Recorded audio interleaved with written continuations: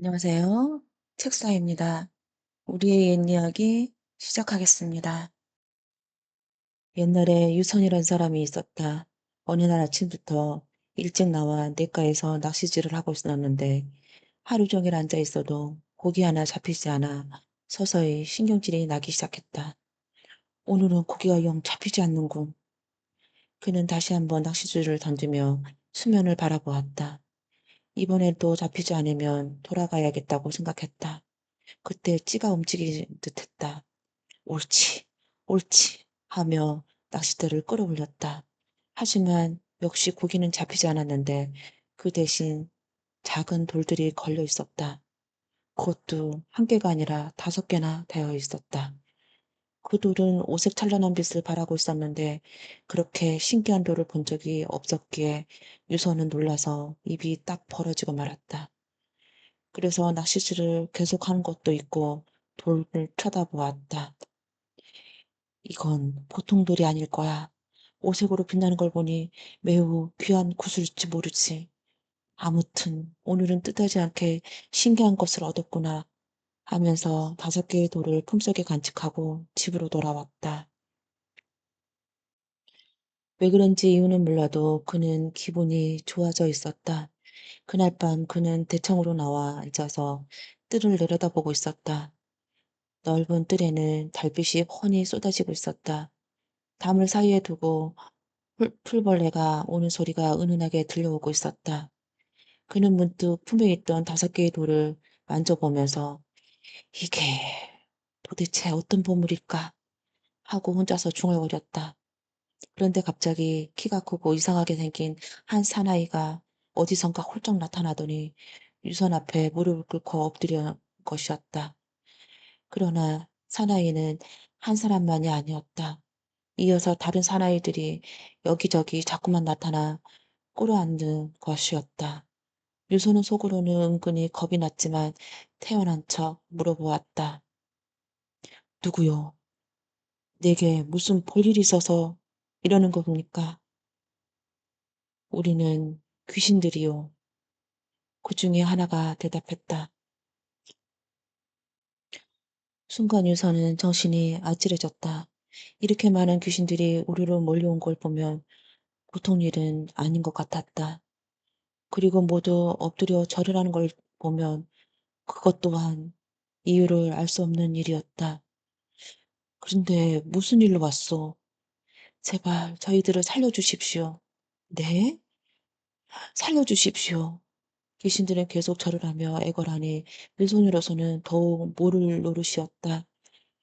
날더러 살려달라니 무슨 용문인지 모르겠소. 귀양부를 돌려주십시오. 귀양부라. 예. 저희들이 스스로 그것을 잃어버렸던 것입니다. 오늘 낚시질을 하다가 얻으신 게 바로 그것입니다.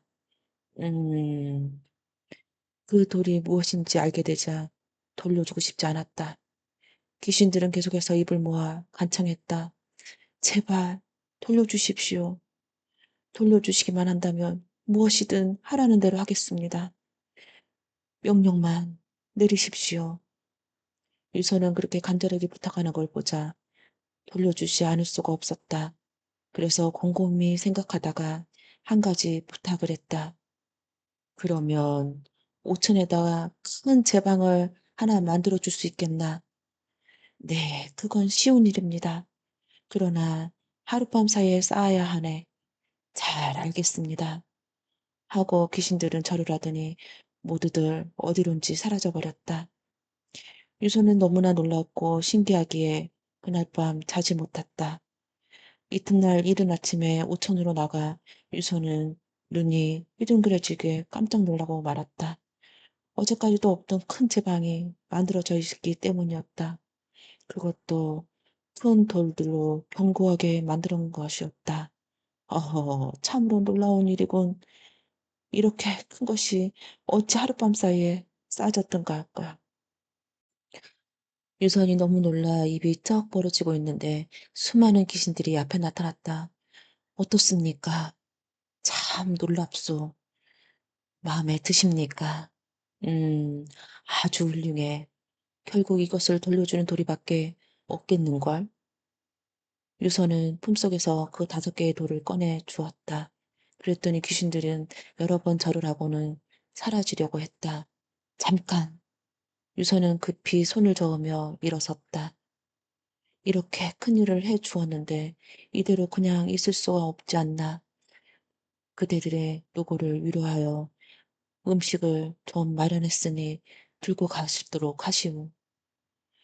우리는 인간들이 많은 음식을 먹지 않습니다. 그러나 5,000원 주신다니 요런콩 한 대쯤 삶아 주시면 감사하겠습니다. 그러리라. 요런콩을 한 대쯤이라면 매우 간단한 청이었다. 유서는 각 유서는 급히 누룽콩 한 대를 삶아서 귀신들에게 내어 주었다. "자, 나누어 먹세." 귀신들은 모두 모여 오더니 누룽콩을 하나씩 먹었다. 유서는 그것도 또한 처음 보는 일이라 자세히 바라보았다. 그런데 어? 누룽콩 삶은 것 하나씩 다 먹었는데 마지막 한 귀신에게는 돌아올 것이 없었다. 저런. 그럼 다시 누룽콩을 삶아 올 테니 잠시 기다리시오. 유선이 다급하게 말했으나 그 귀신은 고개를 저었다. 아니요. 이제 다시 또 삶는다니 시간이 걸릴 텐데 어찌 기다리겠습니까? 하지만 소원해서 그러면 내가 쌓은 만큼 도로 허물고 가겠습니다.